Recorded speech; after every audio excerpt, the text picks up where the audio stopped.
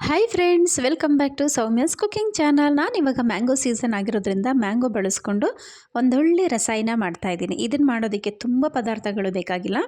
ಹಾಗೆ ಮಕ್ಕಳು ಕೂಡ ತುಂಬ ಇಷ್ಟಪಟ್ಟು ತಿಂತಾರೆ. ಒಂದು 5 ನಿಮಿಷದಲ್ಲಿ ಆರಾಮ್ಸೆ ನೀವು ಮಾಡಿ ಕೊಡ್ಬೋದು.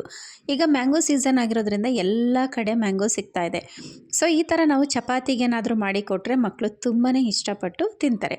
ಇವಾಗ ಇದಕ್ಕೆ ಬೇಕಾಗಿರುವಂತಹ ಕೆಲವು ಪದಾರ್ಥಗಳು ಯಾವ್ಯಾವುದು ಅಂತ ತೋರಿಸ್ತೀನಿ. ಮ್ಯಾಂಗೋ ತೊಗೊಂಡಿದ್ದೀನಿ, ಹಾಗೆ ಸ್ವಲ್ಪ ಏಲಕ್ಕಿ ಪುಡಿ ಮತ್ತು ಸ್ವಲ್ಪ ಸಕ್ಕರೆ, ಹಾಗೆ ಹಾಲು, ಇಷ್ಟೇ ಬೇಕಾಗಿರೋದು ಇದಕ್ಕೆ. ಈಗ ಇದನ್ನು ಮಾಡೋದು ಹೇಗೆ ನೋಡೋಣ ಬನ್ನಿ. ಫಸ್ಟು ನಾನಿಲ್ಲಿ ಮ್ಯಾಂಗೋದು ಸಿಪ್ಪೆ ಎಲ್ಲ ತೆಗೆದು ಹಣ್ಣುಗಳು ಮಾತ್ರ ತೆಗೆದು ಹಾಕೋತಾ ಇದ್ದೀನಿ. ಈಗ ಅದು ತುಂಬ ಹಣ್ಣಾಗಿದ್ದರೆ ಇನ್ನೂ ಚೆನ್ನಾಗಿರುತ್ತೆ ಇದಕ್ಕೆ. ಹಾಗಾಗಿ ನಾನೀಗ ಫಸ್ಟು ಸಿಪ್ಪೆ ಎಲ್ಲ ರಿಮೂವ್ ಮಾಡ್ಕೋತೀನಿ. ಆನಂತರ ಹಣ್ಣುಗಳೆಲ್ಲ ತೆಗೆದು ಇಟ್ಕೊಂಡು ಅದನ್ನು ಸ್ವಲ್ಪ ಸ್ಮ್ಯಾಶ್ ಮಾಡ್ಕೋಬೇಕು. ಇದಿಷ್ಟು ಮಾಡಿಕೊಂಡ್ರೆ ಒಂದು 2 ನಿಮಿಷದಲ್ಲಿ ಆರಾಮಾಗಿ ಕ್ವಿಕ್ಕಾಗಿ ಮಾಡಿಕೊಡ್ಬೋದು. ನೀವೀಗ ಸಂಜೆ ಮಕ್ಕಳು ಬರ್ತಾರಲ್ಲ, ಆಗ ಅಮ್ಮ ಏನಾದರೂ ಬೇಕು ಅಂತ ಕೇಳ್ತಾರೆ. ಸೊ ನಾವು ಈ ಥರ ಮಾಡಿಕೊಟ್ರೆ ಅವರು ಕೂಡ ತುಂಬ ಖುಷಿಯಿಂದ ಇಷ್ಟಪಟ್ಟು ತಿಂತಾರೆ. ನಾನು ಇದನ್ನು ಚಪಾತಿ ಜೊತೆಗೆ ಮಾಡಿಕೊಡ್ತೀನಿ. ಅದಂತೂ ತುಂಬಾ ಚೆನ್ನಾಗಿರುತ್ತೆ. ನೀವು ಒಂದ್ಸರಿ ಟ್ರೈ ಮಾಡಿ ಹೇಗೆ ಬಂತು ಅಂತ ನನಗೆ ತಿಳಿಸೋದನ್ನು ಮರಿಬೇಡಿ. ಈಗ ನಾನು ಹಣ್ಣೊಂದೆಲ್ಲ ಸಿಪ್ಪೆ ಎಲ್ಲ ತೆಗೆದು ಹಣ್ಣುಗಳನ್ನ ತೊಗೊಂಡು ಇದನ್ನು ಸ್ವಲ್ಪ ಸ್ಮ್ಯಾಶ್ ಮಾಡ್ಕೋತೀನಿ. ಇದು ಹಣ್ಣಾಗಿರೋದ್ರಿಂದ ನಮಗೆ ಸ್ಮ್ಯಾಶ್ ಮಾಡೋಕ್ಕೇನು ತುಂಬ ಟೈಮ್ ಹಿಡಿಯಲ್ಲ, ಆರಾಮಾಗಿ ಸ್ಮ್ಯಾಶ್ ಮಾಡ್ಕೋಬೋದು. ಈಗ ನೋಡ್ತಾ ಇದ್ದಾರಲ್ಲ, ನೀಟಾಗಿ ಸ್ಮ್ಯಾಶ್ ಮಾಡ್ಕೊಂಡಿದ್ದೀನಿ. ಇದಕ್ಕೆ ಏಲಕ್ಕಿ ಪೌಡ್ರ್ ತೊಗೊಂಡಿದ್ದೀನಲ್ಲ, ಒಂದು 1/4 ಸ್ಪೂನಷ್ಟು ಏಲಕ್ಕಿ ಪೌಡ್ರನ್ನ ಇದಕ್ಕೆ ಹಾಕೋತೀನಿ. ಹಾಗೆ ಶುಗರ್ನ 1 ಸ್ಪೂನಷ್ಟು ಹಾಕ್ಕೊಳ್ಳಿ ಸಾಕು. ಏಕೆಂದರೆ ಮ್ಯಾಂಗೋ ಆಲ್ರೆಡಿ ಸ್ವೀಟ್ ಇರುತ್ತೆ. ಸೊ ನಾವು ಜಾಸ್ತಿ ಸ್ವೀಟ್ ಹಾಕೊಂಡಾಗ ಅದು ಓವರ್ ಅಂತ ಅನಿಸ್ಬಿಡುತ್ತೆ. 1 ಸ್ಪೂನು ಅಥವಾ ಅರ್ಧ ಸ್ಪೂನು ಸಕ್ಕರೆ ಸಾಕಾಗುತ್ತೆ. ಮತ್ತು ಇದಕ್ಕೆ ಹಾಲು ಅಷ್ಟೇ. ನೀವು 1-2 ಸ್ಪೂನಷ್ಟು, ದೊಡ್ಡ ಚಮಚದಲ್ಲಿ 2 ಸ್ಪೂನಷ್ಟು ಹಾಲು ಹಾಕ್ಕೊಂಡ್ರೆ ಸಾಕು.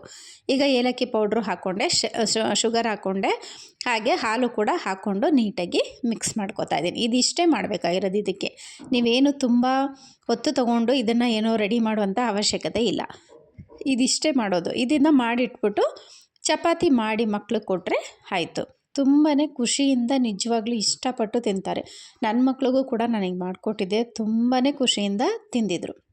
ಈಗ ನೋಡಿ, ಈ ಮ್ಯಾಂಗೋ ರಸಾಯನ ರೆಡಿ ಆಯಿತು. ಇವಾಗ ಚಪಾತಿಗೂ ಕೂಡ ಒತ್ತಿಟ್ಕೊಂಡಿದ್ದೆ. ಚಪಾತಿಗೆ ತವ ಇಟ್ಟಿದ್ದೀನಿ, ಅದು ಕೂಡ ಚೆನ್ನಾಗಿ ಕಾದಿದೆ. ಸ್ವಲ್ಪ ಎಣ್ಣೆ ಹಾಕ್ಬಿಟ್ಟು ಚಪಾತಿ ಹಾಕಿ ಒಂದು 5 ನಿಮಿಷಗಳ ಕಾಲ ಬೇಯಿಸ್ಕೊಂಡ್ರೆ ಚಪಾತಿ ಕೂಡ ರೆಡಿಯಾಗುತ್ತೆ. ಬಿಸಿ ಚಪಾತಿ ಜೊತೆಗೆ ಈ ಥರ ರಸಾಯನ ಮಾಡಿಕೊಟ್ರೆ ತುಂಬಾ ರುಚಿಯಾಗಿ ಅದ್ಭುತವಾಗಿ ಇರುತ್ತೆ. ನೀವೇನು ಹೆಚ್ಚಿಗೆ ಶ್ರಮ ಪಡುವಂಥ ಅವಶ್ಯಕತೆಯೂ ಇಲ್ಲ. 5 ನಿಮಿಷದಲ್ಲಿ ಆ ಮಕ್ಕಳು ಬಟ್ಟೆ ಚೇಂಜ್ ಮಾಡಿ, ಸಂಜೆ ಬಂದು ಬಟ್ಟೆ ಚೇಂಜ್ ಮಾಡಿ ಅವರು ಫ್ರೆಶ್ ಅಪ್ ಆಗಿ ಬರೋ ಅಷ್ಟೊತ್ತಿಗೆ ನೀವು ಆರಾಮಾಗಿ ಮಕ್ಕಳಿಗೆ ರೆಡಿ ಮಾಡಿ ಕೊಡ್ಬೋದು. ಈಗ ನಾನು ಚಪಾತಿಗಳನ್ನೂ ಕೂಡ ರೆಡಿ ಮಾಡ್ಕೊತಾ ಇದ್ದೀನಿ. ಚಪಾತಿ ರೆಡಿ ಮಾಡಿಕೊಂಡ್ರು ಜೊತೆಗೆ ಮಾವಿನ ಹಣ್ಣಿನ ರಸಾಯನ ಸರ್ವ್ ಮಾಡಿದ್ರೆ ಒಂದೊಳ್ಳೆ ಮಾವಿನ ಹಣ್ಣಿನ ರಸಾಯನ ಜೊತೆಗೆ ಚಪಾತಿ ತಿನ್ನಲು ರೆಡಿ. ನೋಡ್ತಾ ಇದ್ದೀರಲ್ಲ, ಈಗ ನಾನು ಒಂದು ಸ್ಪೂನು ಟೇಸ್ಟ್ ಮಾಡಿದೆ, ಸಖತ್ತಾಗಿ ಬಂದಿತ್ತು. ನಿಜವಾಗ್ಲೂ ತುಂಬ ರುಚಿಯಾಗಿತ್ತು. ನೀವು ಒಂದ್ಸರಿ ಟ್ರೈ ಮಾಡಿ. ಇವತ್ತಿನ ವ್ಲಾಗು ಕಂಪ್ಲೀಟ್ ಆಗಿದೆ ಫ್ರೆಂಡ್ಸ್. ಮತ್ತು ಇನ್ನಷ್ಟು ಹೆಲ್ತಿ ರೆಸಿಪಿ ಜೊತೆ, ಹಾಗೆ ಈಸಿ ರೆಸಿಪಿ ಜೊತೆ ಮತ್ತೆ ಸಿಗೋಣ ಅಂತ ಹೇಳ್ತಾ ಇವತ್ತಿನ ವ್ಲಾಗ್ನ ಕಂಪ್ಲೀಟ್ ಮಾಡ್ತಾ ಇದ್ದೀನಿ. ಯಾರೆಲ್ಲ ಹೊಸದಾಗಿ ನಮ್ಮ ಚಾನಲ್ ನೋಡ್ತಾ ಇದ್ದೀರೋ ಪ್ಲೀಸ್ ಸಬ್ಸ್ಕ್ರೈಬ್ ಮಾಡ್ಕೊಳ್ಳಿ, ಹಾಗೆ ಸಪೋರ್ಟ್ ಮಾಡಿ ಅಂತ ಹೇಳ್ತಾ ಟೇಕ್ ಕೇರ್ ಆಲ್.